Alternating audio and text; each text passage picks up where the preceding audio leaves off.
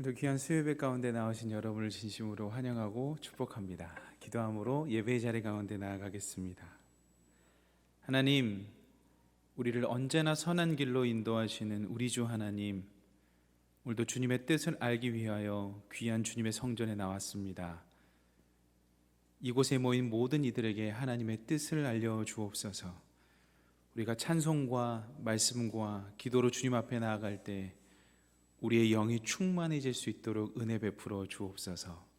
감사드리옵고 그리스도 되신 예수님의 이름으로 기도드립니다. 아멘. 찬송가 191장 찬양하시겠습니다. 시간에 박수 치시면서 찬양하시겠습니다.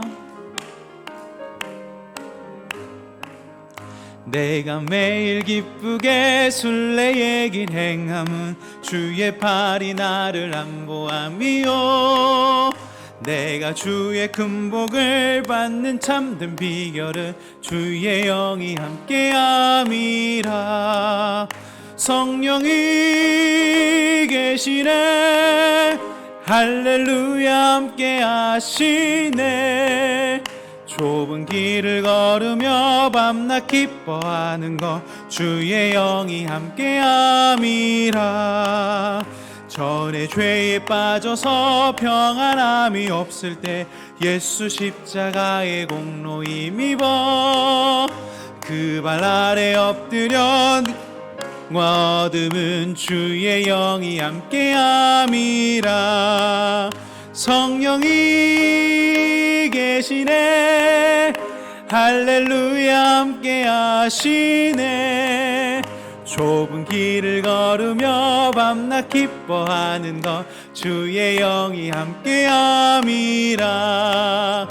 나와 동행하시고 모든 염려하시니 나는 숲의 새와 같이 기쁘다.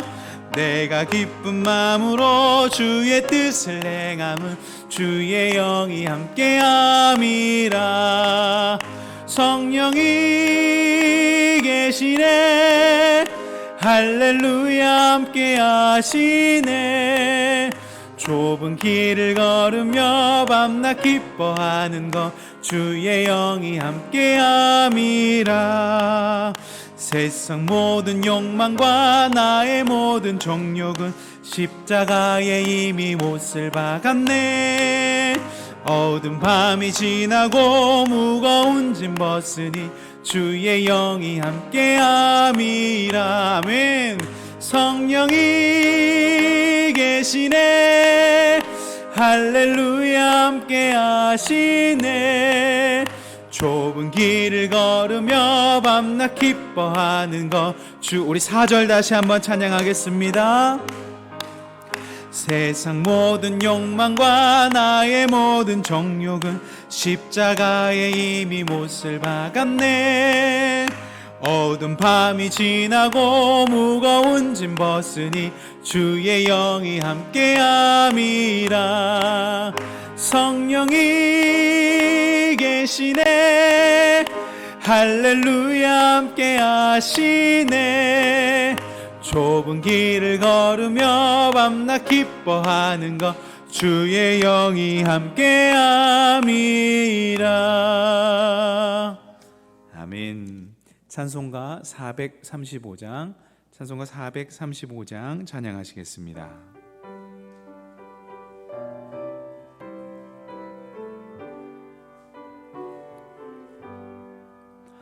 나의 영원하신 기업 생명보다 귀하다. 나의 갈 길 다가도록 나와 동행하소서. 주께로 가까이 주께로 가오니 나의 갈 길 다가도록 나와 동행하소서. 세상 부 귀한 일함과 모든 명예 버리고 험한 길을 가는 동안 나와 동행하소서. 주께로 가까이 주께로 가오니 나의 갈 길 다가도록 나와 동행하소서. 어두운 골짝 지나가며 험한 바다 건너서 천국 문에 이르도록 나와 동행하소서. 주께로 가까이 주께로 가오니 나의 갈 길 다가도록 나와 우리 3절 다시 한번 찬양하시겠습니다. 어두운 골짝 지나가며 험한 바다 건너서 천국 문에 이르도록 나와 동행하소서. 주께로 가까이 주께로 가오니 나의 갈 길 다가도록 나와 동행하소서.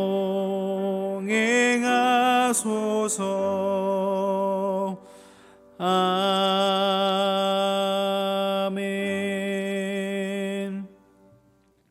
이 시간에 두 가지 기도 제목 가지고 함께 기도하기를 소망합니다. 첫 번째 기도할 것은 주님, 우리가 걸어가는 그 길이 험할지라도 주님과 동행함으로 말미암아 그곳이 어디든 하나님의 나라가 되게 하소서라고 기도해 주시고, 두 번째로 기도할 것은 하나님의 사자 담임 목사님께서 하나님의 말씀을 선포하실 때 그 말씀이 우리 가슴 가운데 새겨져서 말씀 따라 살아가는 삶 살아갈 수 있도록 두 가지 기도 제목 가지고 주님 앞에 기도하며 나가도록 하겠습니다. 기도하겠습니다. 사랑의 하나님, 우리를 자녀로 불러주시고 우리를 주님과 동행하는 길 걸어갈 수 있도록 인도하여 주옵소서. 하나님, 우리가 걸어가는 그 길이 혹 험할지라도 하나님, 우리가 걸어가는 길이 주님과 동행함으로 말미암아 그곳이 하나님의 나라, 그곳이 하나님의 백성들이 거하는 천국이 될 수 있도록 인도하여 주옵소서. 그리하여 우리가 걸어가는 그 순례의 길을 기쁜 걸음으로 걸어갈 수 있도록 주님이 인도하여 주시고, 그 기쁜 걸음으로 걸어갈 때 좁은 길이지만 밤이나 낮이나 주님과 함께 동행함으로 기쁜 우리들의 삶이 될 수 있도록 주님 인도하여 주옵소서. 그 귀한 은혜 가운데 거할 때 우리가 참 평화를 얻을 수 있습니다.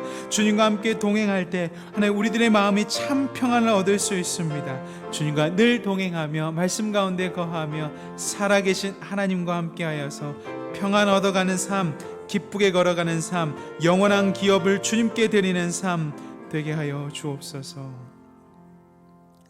하나님, 우리 귀한 성도님들께서 하나님과 동행함으로써 좁은 길을 걸어갈 때 밤이나 낮이나 주님과 함께함으로 영이 기쁘게 하옵소서.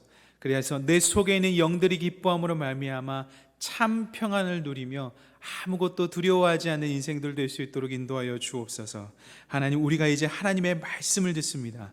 하나님께서 택하여 세우신 귀한 하나님의 종 담임 목사님의 말씀을 들을 때에 우리의 심령이 깨어지게 하시고 우리가 그 말씀을 아멘으로 화답하며 받게 하셔서 우리가 그 말씀대로 살아가는 삶 살게 하여 주옵소서.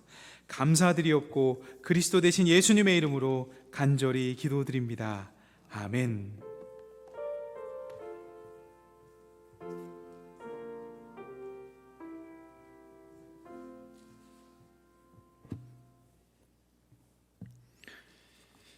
이 시간 하나님께서 우리에게 주신 말씀은 열왕기상 13장 11절에서 32절의 말씀이 되겠습니다.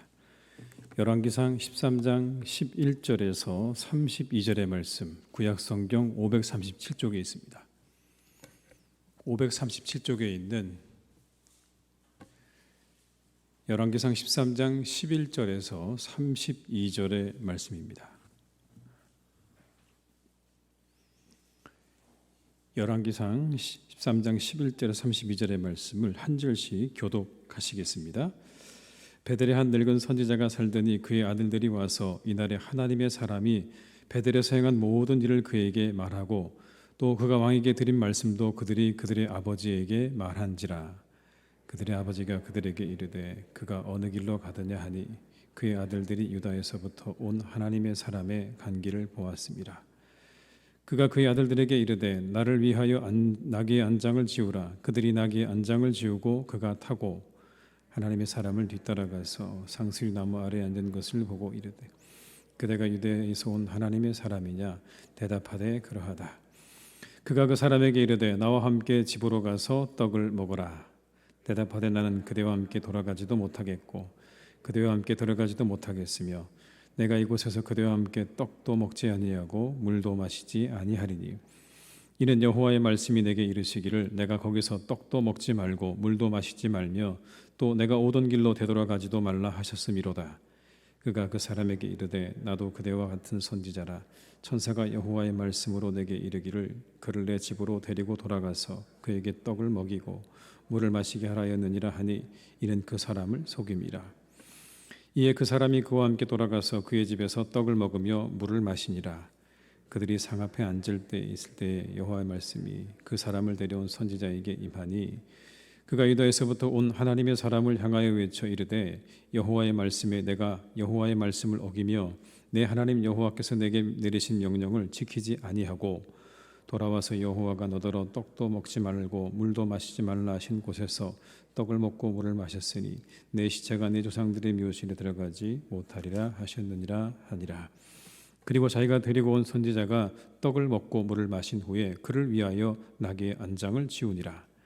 이에 그 사람이 가더니 사자가 길에서 그를 만나 물어 죽이매 그의 시체가 길에 버린 바 되니 나귀는 그 곁에 서 있고 사자도 그 시체 곁에 서 있더라.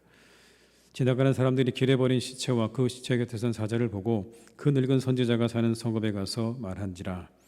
그 사람을 길에서 데리고 돌아간 선지자가 듣고 말하되 이는 여호와의 말씀을 어긴 하나님의 사람이로다. 여호와께서 그에게 하신 말씀과 같이 여호와께서 그를 사자에게 넘기심에 사자가 그를 찢어 죽였도다 하고 이에 그의 아들들에게 말하여 이르되 나를 위하여 나귀의 안장을 지우라. 그들이 안장을 지우매 그가 가서 본즉 그의 시체가 길에 버린 바 되었고 나귀와 사자는 그 시체 곁에 서 있는데 사자가 시체를 먹지도 아니하였고 나귀를 찢지도 아니하였더라. 늙은 선지자가 하나님의 사람의 시체를 들어 나귀에 실어 가지고 돌아와 자기 성읍으로 돌아가서 슬피 울며 장사하되 곧 그의 시체를 자기의 묘실에 두고 오호란의 형제에 하며 그를 위하여 슬피 우니라. 그 사람을 장사한 후에 그가 그 아들들에게 말하 이르되 내가 죽거든 하나님의 사람을 장사한 묘실에 나를 장사하되 내 뼈를 그의 뼈 곁에 두라. 그가 여호와의 말씀으로 베델에 있는 제단을 향하고 또 사마리아 성읍들에 있는 모든 산당을 향하여 외쳐 말한 것이 반드시 이룰 것임이니라. 아멘. 이 시간 함께 하신 모든 분들에게 하나님의 은혜가 함께 하시기를 주님의 이름으로 축원합니다.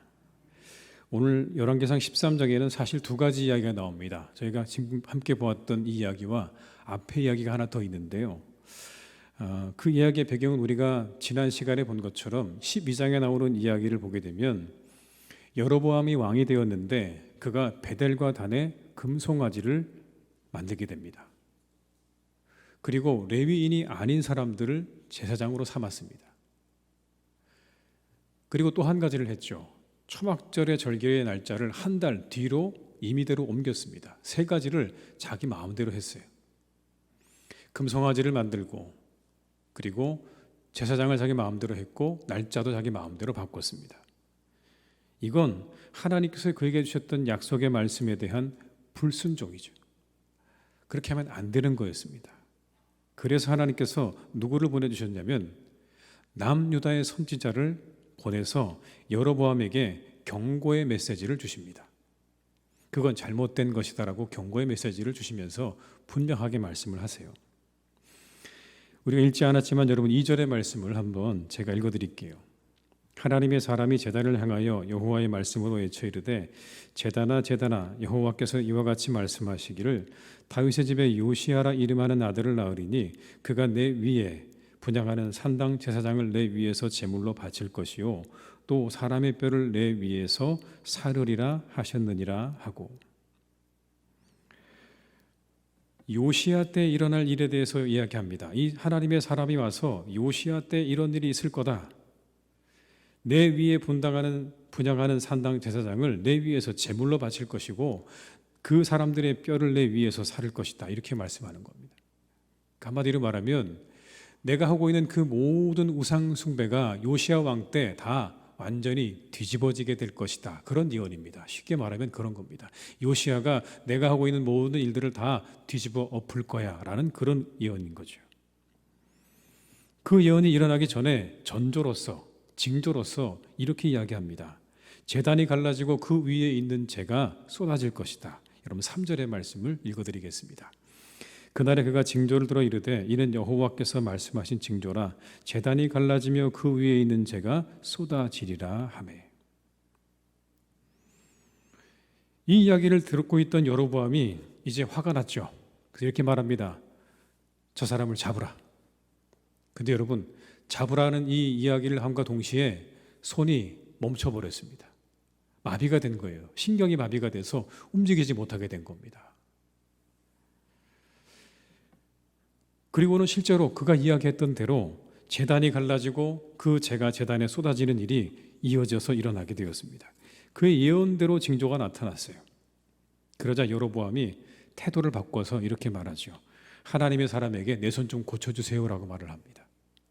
내 이 굳어버린 손을 좀 굳혀달라고 이야기를 하니까 그 하나님의 사람이 기도합니다. 그리고는 원래대로 이 발이 돌아왔다. 그렇게 말씀을 합니다. 얼마나 여러분 감사했겠어요. 자신의 어떤 그런 마비되어진 팔을 다시 원래대로 돌이켜준 거니까 감사한 일이죠. 그래서 그 왕이 여로보암이 이렇게 얘기합니다. 우리 집으로 갑시다. 우리 집에 가서 함께 먹고 내가 당신을 위해서 예물도 드리겠습니다라고 그를 초대합니다. 그러자 이 하나님의 사람이 이렇게 말을 해요. 저는 못 갑니다. 이렇게 얘기합니다. 제가 하나님께 명령을 받고 왔는데 여기 올 때 하나님께서 3가지 하지 말라고 그러셨어요. 첫째, 먹지도 말고, 두 번째, 마시지도 말고, 셋째, 왔던 길로 돌아가지도 마라. 이 명령을 제가 받고 왔기 때문에 당신과 함께 가서 먹을 수가 없습니다. 라고 대답을 합니다. 8절과 9절의 말씀을 한번 같이 읽어볼까요? 8절과 9절입니다. 하나님의 사람이 왕께 대답하되 왕께서 왕의 집 절반을 내게 준다 할지라도 나는 왕과 함께 들어가지도 아니하고 이곳에서는 떡도 먹지 아니하고 물도 마시지 아니하리니 이는 곧 여호와의 말씀이 내게 명령하여 이르시기를 떡도 먹지 말며 물도 마시지 말고 왔던 길로 되돌아가지 말라 하셨음이니이다 하고 이렇게 답을 했어요. 그리고는 명령대로 되돌아갑니다. 여러분 사실 이 장면에서 우리가 생각해 보면 왕이 자신을 초대했다고 하면 뭔가 그렇죠. 큰 선물이 기다리고 있지 않을까요?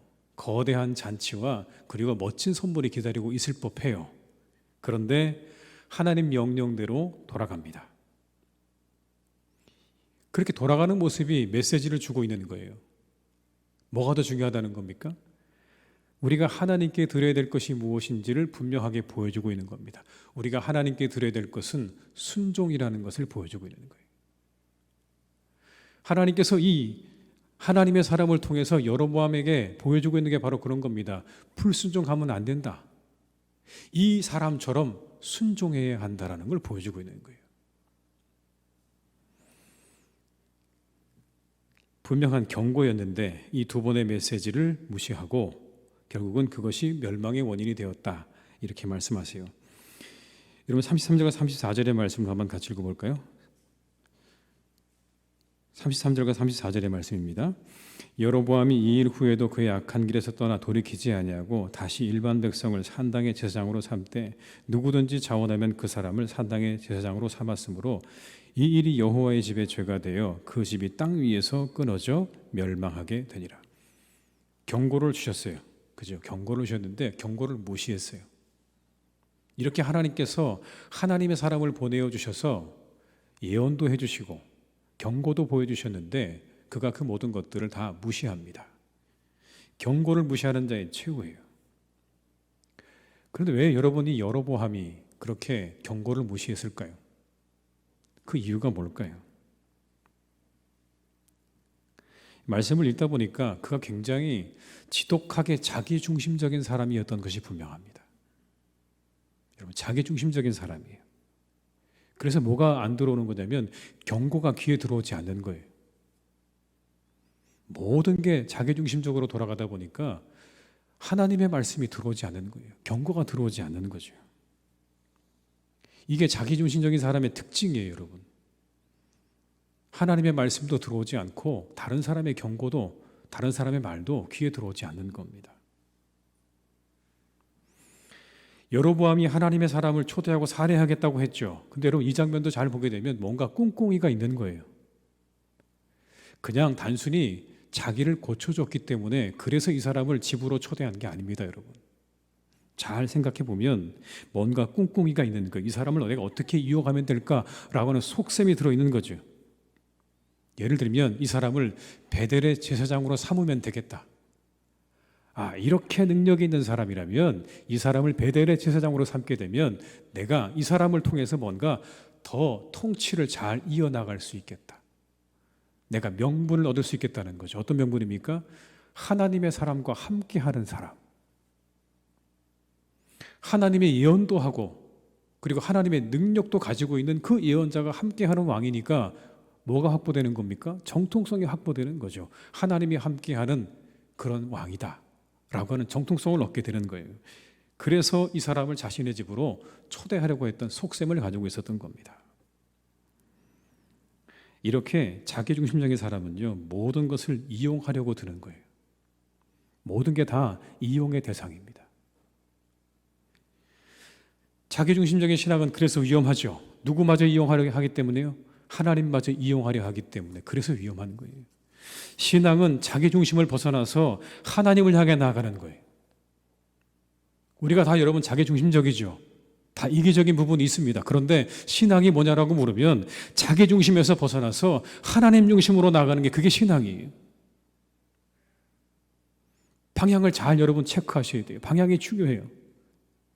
나에게서 하나님으로 나아가는 것이 그것이 신앙인 것이지 하나님을 나를 위해 끌어들이는 건 잘못이에요. 내가 나 중심에서 하나님 중심으로 나아가셔야 되는 거예요. 그런데 나는 그대로 있고 나는 내 생각, 내 고집 그대로 다 가지고 있고 이걸 이루기 위해서 하나님을 끌어들이는 이것은요 정말 이기적인 신앙생활인 거죠. 그래야 순종할 수 있어요. 여러분, 순종은 아무 때나 되는 게 아니고요. 나 중심에서 하나님 중심으로 나아갈 때 가능한 거예요. 물론 순종하는 게 쉽지 않죠. 어려워요. 어렵지만 자기 중심을 벗어나지 못하면 순종도 할 수 없어요. 잘 살피셔야 돼요. 나를 잘 살펴서 내 신앙이 혹시 너무나 나 중심적인 신앙에서 벗어나지 못하고 있는 건 아닌가 잘 살펴서 하나님 중심으로 한 걸음 한 걸음 나아가시는 그런 신앙생활 되시기를 주님의 이름으로 축복합니다. 하나님을 이용하려 해서는 안 됩니다. 하나님께 순종하려고 하셔야 되는 거죠. 그리고 이제 이어지는 이야기가 여러분 오늘 이야기입니다. 모든 사명 마친 선지자가 이제 명령 따라 집으로 돌아가는 거예요. 이제 여로보암에게 했던 일을 다 했으니까 집으로 돌아가고 있는데 이 소식을 베델의 선지자가 들었어요. 한 늙은 선지자가 들었다고 되어 있습니다. 그래서 그를 만나러 가는 거예요. 안장을 나게 지고 가서 만났어요. 그리고는 이 역시 뭐라고 얘기하냐면 우리 집으로 갑시다 이렇게 얘기를 했어요. 가서 우리 집에 가서 함께 머물면서 내가 당신을 대접할 테니까 같이 갑시다 그랬어요. 근데 거절했어요. 똑같은 말로 거절했어요. 저는 들어갈 수 없습니다. 그랬더니 이 선지자가 거짓말을 합니다. 뭐라고요? 천사가 내게 말했는데 당신 들어가도 된다고 했어. 그러니 나하고 같이 갑시다라고 거짓말을 했어요. 여러분 18절의 말씀을 제가 읽어드립니다. 그가 그 사람에게 이르되 나도 그대와 같은 선지자라. 천사가 여호와의 말씀으로 내게 이르기를 그를 내 집으로 데리고 돌아가서 그에게 떡을 먹이고 물을 마시게 하라 하였느니라 하니 이는 그 사람을 속임이라. 천사가 내게 말하기를 당신 데리고 가서 떡도 먹이고 물도 마시게 하라고 했어. 그러니 같이 갑시다. 여러분 이 장면을 보면요, 이 선지자가 어떤 사람이었는지를 알 수 있어요. 어떤 사람입니까? 거짓말을 아무 거리낌 없이 하는 사람이에요. 자신의 목적을 이루기 위해서 지금 거짓말하고 있어요. 심지어 누구를 빌려서요? 하나님의 이름을 빌려서 거짓말을 하고 있어요.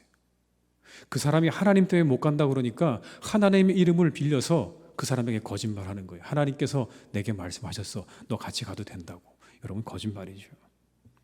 이게 북이스라엘의 분위기예요. 왕은 자기 중심에 빠져 있고 선지자는 거짓말을 밥 먹듯이 하는 거예요. 이게 북이스라엘의 모습이라고요. 잘 될 리가 없죠. 그런데 여러분 이 베델의 선지자를 따라간 오늘의 하나님의 사람으로 불리는 이 선지자도요 조금 아쉬워요. 그게 사람의 말이었지 하나님 말씀은 아니었잖아요. 그죠? 같이 가자는 그 이야기가 그 사람의 말인 거지 하나님 말씀은 아니었어요. 근데 따라갔어요. 저는 이 말씀 보면서 참 분별이 어렵구나 이런 생각이 들었어요. 뭔가 분별한다는 게 어렵구나. 그게 거짓말인지 아닌지 여러분 어떻게 알겠어요? 그렇죠. 그게 거짓말인지 아닌지 분별하기 너무 어렵잖아요. 그런데 한 가지 이 본문의 말씀 보다 보면 분별이 어려운 이유가 있는 것 같아요. 언제 분별이 어려운가? 우리에게 다가오는 그런 거짓말과 그리고 달콤한 유혹들을 분별하기 우리가 어려운 때가 언제인가를 우리가 알 수 있습니다. 언제 어렵냐면요. 상황이 어려워지면 분별이 어려워져요. 우리 상황이 어려워지면 분별이 어려워지는 게 분명한 것 같아요. 한 번 더 생각해야 돼요. 왜 제가 분별이 어려워졌다라고 말씀드리냐면 오늘 남유다의 선지자가 상수리 나무에 앉아 있었어요. 그 베델의 늙은 선지자가 그 사람 만나려고 갔는데 상수리 나무 아래 앉아 있는 거예요. 왜 앉아 있었을까요, 여러분? 그죠? 배고파서. 목마르고 배고프니까 이제 힘이 빠졌어요, 여러분. 얼마나 힘들었게 생각해 보세요. 그 땅에서는 먹어도 안 되고 마셔도 안 된다고 그러니까 여러분, 그게 얼마나 어려운 일입니까? 안 먹는 것도 힘든데 마시지도 말라. 그렇게 지쳐 있던 거예요. 그런데 그 선지자가 와서 뭐라 그럽니까? 가서 우리 집에 가서 먹기도 하고 마시기도 하자. 여러분 이 이야기가 얼마나 달콤하게 들렸을까요? 안 된다고 거절은 했지만 그러나 천사가 이야기했다는 그 이야기에 그만 이 사람이 모든 의심을 풀고 그 사람을 따라가게 되는 거죠. 여러분 그렇습니다. 우리의 상황이 어려워지면요 분별이 어려워져요. 우리의 상황이 어려울 때 우리가 힘들 때 그때 우리 한 번 더 생각하셔야 되는 거예요. 이게 맞는가 틀리는가를 잘 생각하지 못하면 오늘 이 선지자가 당하는 일을 우리가 당할 수도 있다라는 겁니다. 사랑하는 교우 여러분, 우리가 혹시나 어려울 때, 우리가 더 힘들고 더 괴로울 때, 그때 우리가 한 번 더 생각할 수 있는 지혜를 가지시기를 주님의 이름으로 축복합니다. 예수님의 시험 장면이 저는 떠올랐어요. 40일 금식하고 찾아온 사탄이 가장 먼저 했던 시험이 뭐였죠? 돌이 변해서 떡이 되게 하라는 거였죠. 가장 약한 부분 노린 거예요. 오늘 남유다의 선지자도 그 유혹을 참기가 어려웠을 겁니다. 그때 베델의 선지자에게 말씀이 임해요. 참 희한해요, 여러분. 그렇게 해서 데려갔는데 하나님께서 어디 임하시냐면 그 데려갔던 선지자에게 임해서 이렇게 말씀합니다. 너 명령을 어겼어. 너에게 벌이 있을 거야 라고 말씀합니다. 22절의 말씀을 함께 읽어보겠습니다. 돌아와서 여호와가 너더러 떡도 먹지 말고 물도 마시지 말라 하신 곳에서 떡을 먹고 물을 마셨으니 내 시체가 내 조상들의 묘실에 들어가지 못하리라 하셨느니라 하니라. 여러분 좀 억울해 보이잖아요. 그죠? 좀 안타깝지 않나요? 그냥 정말 배고파서 정말 목말라서 그래서 이 사람 이야기 듣고 따라간 것뿐인데 갑자기 하나님이 뭐라고 그러시냐면 너 이제 명령 어겼으니까 너는 길에서 죽을 거야. 그런 얘기잖아요. 지금. 길에서 죽을 거란 얘기거든요. 22절의 말씀을 함께 읽어보겠습니다. 돌아와서 여호와가 너더러 떡도 먹지 말고 물도 마시지 말라 하신 곳에서 떡을 먹고 물을 마셨으니 내 시체가 내 조상들의 묘실에 들어가지 못하리라 하셨느니라 하니라. 여러분 좀 억울해 보이잖아요. 그냥 정말 배고파서 정말 목말라서 그래서 이 사람 이야기 듣고 따라간 것뿐인데 갑자기 하나님이 뭐라고 그러시냐면 너 이제 명령 어겼으니까 너는 길에서 죽을 거야. 그런 얘기잖아요. 지금. 길에서 죽을 거란 얘기거든요. 이 베델의 선지자의 거짓말이요, 하나님 사람의 목숨을 앗아간 거예요. 거짓말이요, 한 사람 목숨을 앗아간 거라고요. 지금 그런 이야기잖아요. 그 사람이 거짓말해서 이 사람이 죽게 된 거예요. 거짓말의 결과를 보여주죠. 거짓 나쁜 거예요. 그런데 우리가 흔히 말하는 소문이라는 것, 여러분, 소문이라는 것에도요, 거짓의 성격이 있어요. 실컷 말하지만 결국 소문이 사실이 아니라는 게 밝혀지고 나면 그냥 그만인 것이지라고 말하는 그 모습은 악한 거예요, 여러분. 오늘의 말씀을 기억하십시오. 한 사람의 거짓으로 한 사람이 죽었어요. 이 사람 억울해요, 사실은. 거짓말만 안 했으면 죽지 않았을 거예요, 그 사람이. 그런데 한 사람의 거짓말 때문에 한 사람이 죽었다고요. 소문으로 인해서 한 영혼은 고통과 괴로움에 빠져 있는데 아니면 그만이지, 너무 무책임하는 것 아닙니까, 여러분? 교회 안에서 우리는요, 직접 눈으로 본 것 아니면 말하기를 삼가하셔야 됩니다. 말하기를 삼가하셔야 돼요. 자칫하면 뭐가 될 수 있어요? 거짓이 될 수 있어요. 내가 안 해도요, 거짓말을 받아 전하면 거짓말 한 거예요, 여러분.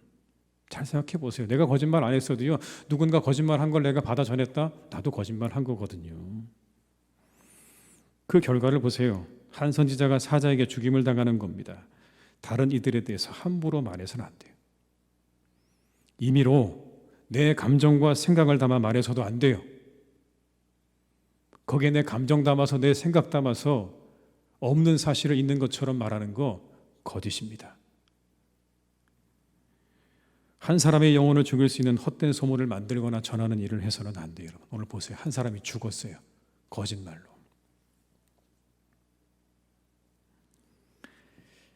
그리고 예언대로 그 선지자는요, 가던 길에 사자를 만나 죽게 됐어요. 참 안타깝죠.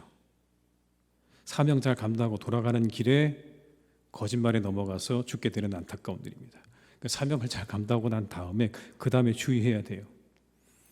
아까 제가 말씀드렸죠. 우리 상황이 어려울 때 주의해야 되고요. 모든 일이 잘 맞춰졌을 때 주의하셔야 되는 겁니다. 사탄은 언제나 그때 틈을 타는 거예요. 우리의 상황이 어려워졌을 때, 그리고 모든 게 다 끝났다고 생각했을 때 그때 틈을 타게 되어 있다라는 겁니다. 그렇다면 여러분이 남유다 선지자의 죽음이 의미하는 게 뭘까요? 그가 죽었어요. 이 안타까운 죽음은 그러면 무의미한 겁니까? 거짓말에 속아서 그냥 죽은 무의미한 죽음이었을까요? 아닙니다. 그의 죽음은요, 의미가 있어요. 이런 의미가 있는 거예요. 하나님의 예언은 성취된다는 거예요. 하나님의 말씀은 이루어진다. 그 죽음이 의미하는 바예요.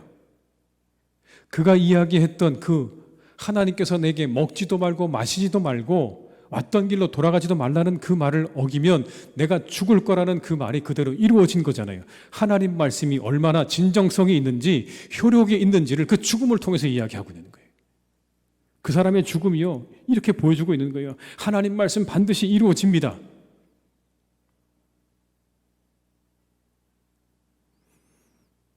그럼 여러분, 이게 이어서 이런 것도 알게 해주는 거죠. 그가 자신이 말한 대로 하나님 명령 어겨서 죽었다면 그가 한 말도 다 이루어질 것이다. 이렇게 되는 거예요. 그렇죠, 여러분. 그가 하나님 말씀을 어겼다는 것으로 죽었다면 그가 한 말은, 그가 전해준 그 말은 반드시 다 이루어질 것이다라는 것을 의미하는 겁니다.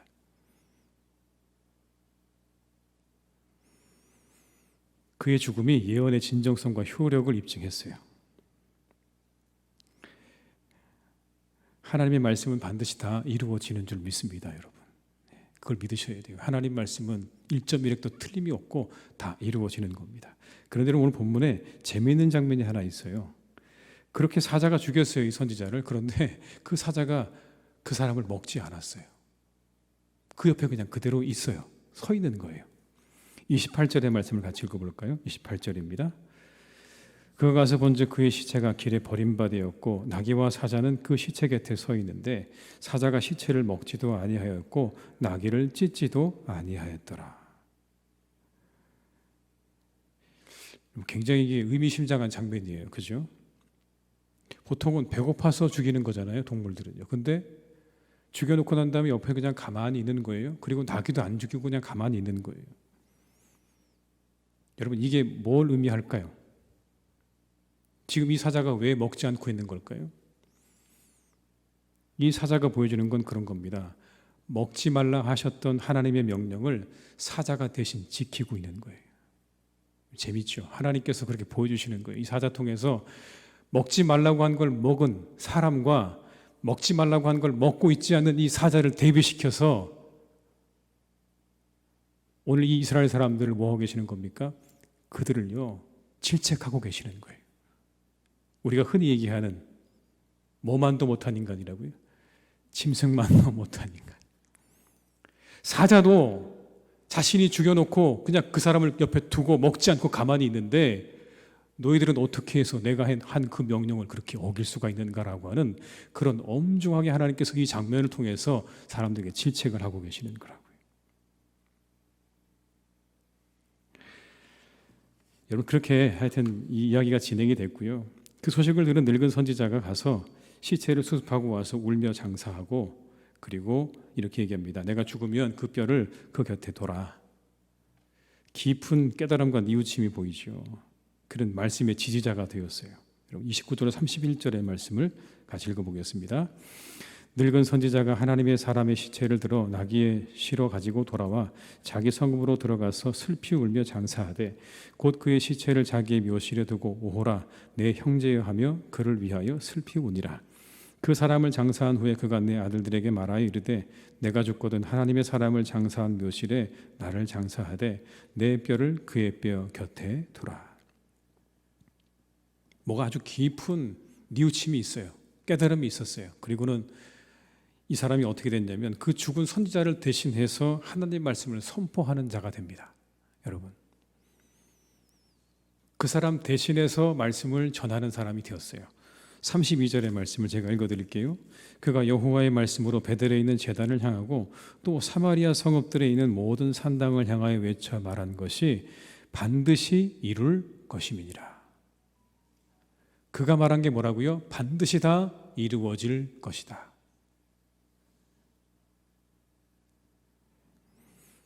왜 희생이 필요했을까요? 여러분, 왜 희생이 필요했을까요? 그 정도가 아니고서는요, 도무지 그들이 자신들의 잘못을 깨닫지도 못할 게 분명하기 때문에 희생이 필요했던 것 아닐까요? 거짓말을 밥 먹듯이 하는 선지자가 돌이켜서 하나님 말씀이 이루어질 것입니다라고 말을 하려면 뭔가 큰 충격이 필요한 거죠. 그게 뭡니까? 그게 희생인 거예요. 하나님의 역사는 이처럼 희생을 통해서 이루어져 가는 거예요. 희생만큼 강력한 메시지가 없어요. 누군가 희생된 자리에는 반드시 메시지를 남기게 되어 있습니다. 누군가 그렇게 그 자리에서 죽어가면 여러분 거기에는요 반드시 메시지가 남게 되어 있어요. 그것만큼 세상에 강력한 메시지가 없어요. 그런데 하나님께서 그 희생을 가지고 하나님의 역사를 이루 가시는 장면이에요. 이 사람의 죽음이 조금 억울해 보이기는 하지만 희생이라는 측면으로 보게 되면 하나님의 예언이 그래서 그 다음에 다른 선지자에게 전해지고 그 말씀이 끊어지지 않고 전해지도록 만들어주신 바로 그 역할을 희생했다는 거죠. 희생에 담긴 메시지를 우리가 그래서 잊어서는 안 됩니다. 여러분, 희생에 담긴 메시지를 잘 기억하셔야 돼요. 누군가 우리 교회를 위해서 희생한 분이 있다면 그 희생을 여러분 잘 기억하고 우리가 묵상도 해보고 그리고 되새겨야 되는 겁니다. 왜 그렇게 희생을 했을까? 왜 하나님의 교회를 위해서 그렇게 애쓰고 수고했을까? 한번 여러분 잘 생각해 보세요. 이유가 있습니다. 그리고 그 희생을 통해서 하나님의 역사는 이루어진 거예요. 철저하게 하나님의 교회는요 희생으로 이루어지는 거예요. 근데 이 시대에 우리가 더 이상 희생하려고 하지 않죠. 봉사도 헌신도 사실은 사라져갑니다. 그래서 성경 우리가 보게 되면 하나님의 나라와 하나님의 뜻, 하나님의 역사는요 오늘 이렇게 누군가의 희생을 통해서 그 위에 하나님의 뜻이 이루어져 가는 것을 보게 됩니다. 예수님의 희생도 우리가 기억하죠. 가장 중요한 희생 아닙니까? 그 희생의 의미 위에 우리가 있는 거예요. 잊어서는 안 되는 겁니다, 여러분. 우리가 그렇게 성경에 나오는 예수 그리스도의 희생과 그리고 우리의 교회를 위해 희생한 분들의 수고 헌신을 기억할 수 있는 우리 성도님 되시기를 주님의 이름으로 축원합니다. 마지막으로 여러분, 하나님 말씀은 반드시 전해지고 하나님 역사는 반드시 이루어진다는 거예요. 오늘 본문이 우리에게 주시는 결론입니다. 하나님 말씀은 반드시 이루어진다. 하나님의 뜻은 반드시 이루어진다. 주인공 보세요. 주인공이 누구였죠? 자기중심적인 여로보암 왕. 그리고 두 번째는 누굽니까? 거짓말하는 선지자. 세 번째는 누구예요? 끝까지 말씀 지키지 못해서 사자 밥이 된 선지자. 이 세 사람이 주인공이에요. 그렇죠.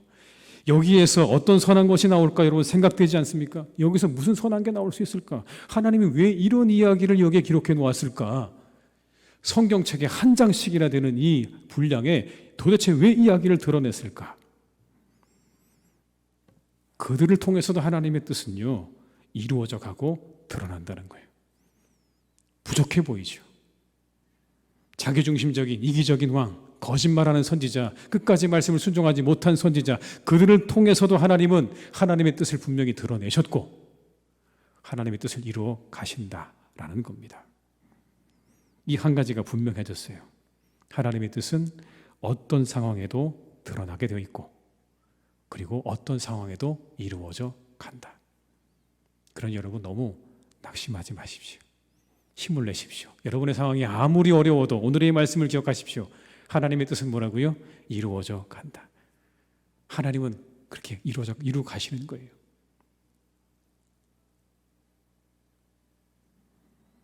하나님의 뜻은 드러나기 마련인 것입니다.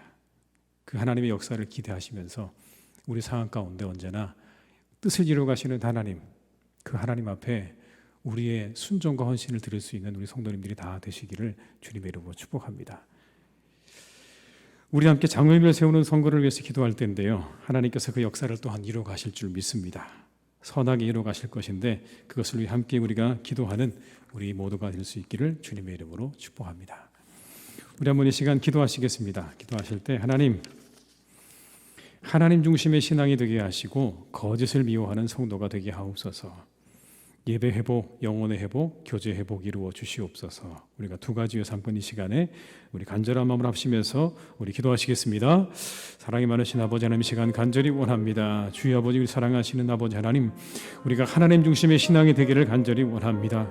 우리가 하나님 내 중심에 이기성에서 벗어나서 하나님을 향하여 날마다 나아가는 그런 신앙이 될 수 있기를 간절히 원합니다. 그것이 아버지 하나님 얼마나 힘들고 어려운 것인지 우리가 잘 알지만 우리가 한 걸음 한 걸음 나가기를 간절히 원합니다. 주님, 우리 가운데 역사해 주시고 인도해 주시옵소서. 거짓을 미워하는 그런 사람들이 되기를 간절히 원합니다. 하나님, 우리가 거짓을 미워하게 하시옵소서. 거짓을 미워하게 하시옵소서. 오직 아버지 하나님, 우리가 정직하게 살아갈 수 있도록 도와주시고 하나님, 우리가 우리 입에서 거짓된 것은 하나도 우리가 내지 않도록 인도해 주시기를 간절히 원합니다. 사랑하는 우리 교회 예배 회복되게 하시고 영혼이 회복되게 하시고 교제가 회복되어지는 하나님 은혜가 있기를 간절히 기도합니다. 주님, 역사해 주시기를 원합니다. 이것을 이루어 주시옵소서. 이 한 해 가운데 우리 예배가 영혼이 교제가 회복되는 하나님 은혜가 있기를 간절히 원하오니 주여 우리 가운데 함께 하시옵소서. 역사해 주시옵소서. 우리에게 말씀하여 주시옵소서. 아버지 하나님의 은혜를 주시옵소서. 하나님, 우리를 이끌어 주시기를 간절히 소망합니다. 사랑의 주 아버지 하나님, 우리에게 은혜를 내려 주시옵소서. 주님, 역사해 주시옵소서. 주님, 함께해 주시옵소서. 이 시간 다시 한번 기도할 때는 우리 하나님 마음에 합한 장로님을 세워달라고 기도할 텐데요. 이런 분들이 세워지면 좋겠습니다. 신앙의 모범이 되는 사람을 세워주시옵소서. 목회에 협력하여서 교회를 잘 세워나갈 사람을 하나님 세워주시옵소서. 우리가 두 가지 위해서 함께 간절한 마음으로 합심해서 기도하시겠습니다. 사랑의 주 아버지 하나님, 간절히 원합니다. 주의 아버지 하나님 함께해 주시옵소서. 아버지 하나님 마음에 합한 장로님들을 세워주시기를 간절히 원합니다. 그 신앙이 모범이 되는 분들이 세워질 수 있기를 간절히 원합니다. 모든 것이 아버지 모범이 되는 사람들을 세워주시기를 간절히 원합니다. 하나님 함께해 주시옵소서.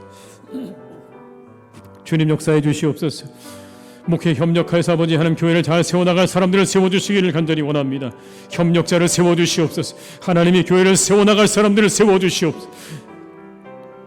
그런 사람들을 세워주시기를 간절히 원합니다. 주님, 우리와 함께해 주시옵고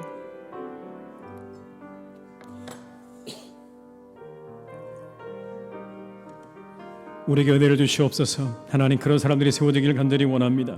신앙의 모범이 되는 분들이 세워지게 도와주시고 협력자가 세워져서 하나님 교회가 든든하게 세워지는 은혜가 있기를 간절히 소망하오니 하나님, 우리 교회를 축복하여 주시옵소서. 이 모든 가정을 선하게 인도하여 주옵시고 아버지 하나님, 은혜 가운데 귀한 분들이 세워지는 은혜가 축제가 되는 그런 장로 선거 될 수 있도록 축복해 주시옵소서. 주님 함께하여 주시옵소서. 우리 한 번 더 기도하실 때는요, 환우들을 회복시켜 주시고 고난 중에 있는 가정을 회복시켜 주시옵소서. 한번 이 시간에 이것을 위해서 우리 합심해서 환우들과 고난 가운데 있는 가정들을 위해서 기도하시겠습니다. 사랑의 주 아버지 하나님, 이 시간 간절히 원합니다. 우리 사랑하는 환우를 하나님께서 고쳐주시기를 원합니다. 아버지 하나님, 고쳐주시옵소서. 그들을 치료해 주시옵소서. 치유하여 주시옵소서. 고난 중에 있는 가정을 아버지 하나님께서 회복시켜 주시기를 간절히 원합니다. 그 가정에 아버지 회복을 주시옵소서. 회복을 주시옵소서. 아버지 하나님의 은혜를 주시옵소서. 놀라운 아버지 하나님 회복을 주시기를 간절히 원합니다. 우리 환우들에게는 아버지 하나님의 놀라운 은혜가 치유하신 은혜와 온총 임하게 하여 주옵시고 고난 가운데 있는 아버지 우리 가정들에게는 그 모든 문제가 해결되어지는 은혜가 있기를 간절히 원하오니 아버지 하나님, 우리 사랑하는 교우들을 지켜주시옵소서. 가정마다 함께 해주시고 아버지 하나님 은혜로 지켜주시고 아버지 하나님, 그 모든 어려움들 속에 우리 성도님 손 붙잡고 일어날 수 있기를 간절히 원하오니 아버지 하나님, 우리와 함께하여 주시옵소서. 역사하여 주시옵소서. 아버지 하나님, 말씀하여 주시옵소서. 주님 인도해 주시옵소서. 아버지 하나님, 우리의 신앙이 하나님 중심을 향해 나아갈 수 있기를 간절히 기도합니다. 우리는 이기성을 가지고 있습니다. 그것을 벗어나서 하나님께 한 걸음 한 걸음 나아가는 우리의 신앙생활이 될 수 있도록 우리를 이끌어 주시옵소서. 거짓을 미워하는 성도가 될 수 있기를 간절히 원합니다. 우리가 거짓된 것은 그 입에서 한마디도 내지 않는 그런 성도들이 되게 하여 주시옵소서. 한마디의 거짓말이 한 사람을 죽게 했습니다. 주님, 우리가 이 말씀을 기억하며 우리의 입술의 말을 항상 주의하게 하시고 선한 말로, 그리고 칭찬의 말로, 감사의 말로 우리 입술을 채우는 우리 성도님들 다 되게 하여 주시옵소서.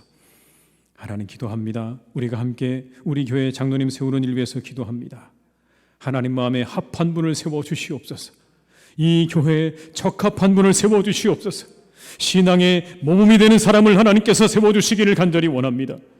목회에 협력하며 이 교회를 함께 잘 세워나갈 사람을 하나님, 우리가 뽑게 하여 주시옵소서. 우리에게 분별력을 주시고 지혜를 주셔서 어떤 사람이 하나님 이 교회에 적합한지, 하나님의 교회를 세워나가는 일에 적합한지 우리로 하여금 알게 하시고 깨닫게 하시는 지혜도 허락하여 주시옵소서. 하나님, 원합니다. 우리의 이 장로 선거가 축제가 될 수 있기를 간절히 원합니다. 온 교우들이 함께 기뻐하며 즐거워하는 축제의 자리가 될 수 있기를 간절히 원하오니 모든 과정을 하나님께서 선하게 인도하여 주옵시고 우리에게 지혜와 명철을 허락해 주시옵소서. 환우들이 있습니다. 하나님, 그들을 회복시켜 주시옵소서. 그들을 괴롭히는 모든 병들이, 모든 악한 것들이 떠나가게 하여 주옵시고 고난 가운데 있는 우리 가정들에게는 회복의 은총을 허락해 주셔서 다시 하나님 일상이 회복되고 기쁨이 회복되고 감사가 회복되는 그런 은혜가 우리 환우들과 어려움을 당한 가정들 위해 있게 하여 주시옵소서. 모든 것 주님께 의탁드리옵고 예수님의 이름으로 기도드립니다. 아멘. 네, 교회 소식을 말씀드리겠습니다. 저희가 함께 기도하고 있는 대로 장로님 뽑는 것 위해서 우리가 함께 기도하고 준비하고 있습니다. 더 많이 기도해 주시기를 바라고요. 특별 새벽 기도회가 진행 중입니다. 우리 모든 성도님들 다 나오셔서 함께 새벽에 그것을 위해서 기도하면 좋겠습니다. 한 분도 빠짐없이 오늘 나오신 분들은 새벽에 나오시기를 부탁을 드리겠습니다. 이상 광고를 마치겠고요. 우리 찬송가 425장 찬양하신 후에 주기도문으로 예배를 마치겠습니다. 425장입니다.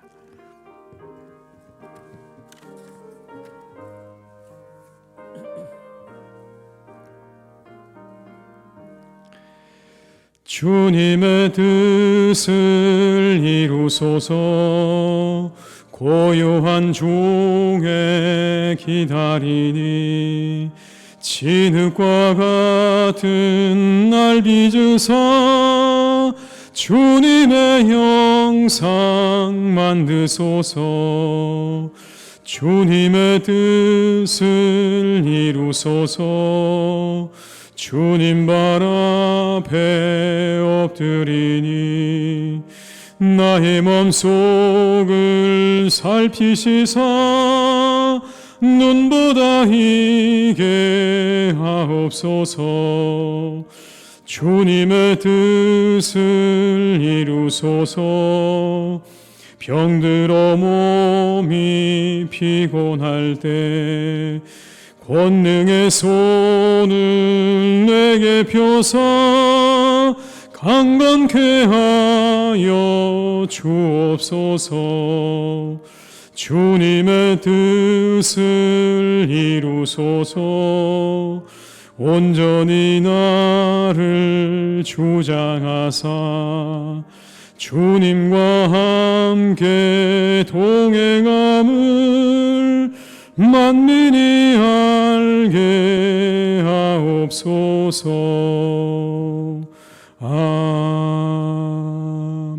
아멘. 하늘에 계신 우리 아버지, 아버지 이름을 거룩하게 하시며 아버지 나라가 오게 하시며 아버지 뜻이 하늘에서와 같이 땅에서도 이루어지게 하소서. 오늘 우리에게 일용할 양식을 주시고 우리가 우리에게 잘못한 사람을 용서하여 준 것 같이 우리 죄를 용서하여 주시고 우리를 시험에 빠지지 않게 하시고 악에서 구하소서. 나라와 권능과 영광이 영원히 아버지의 것입니다. 아멘.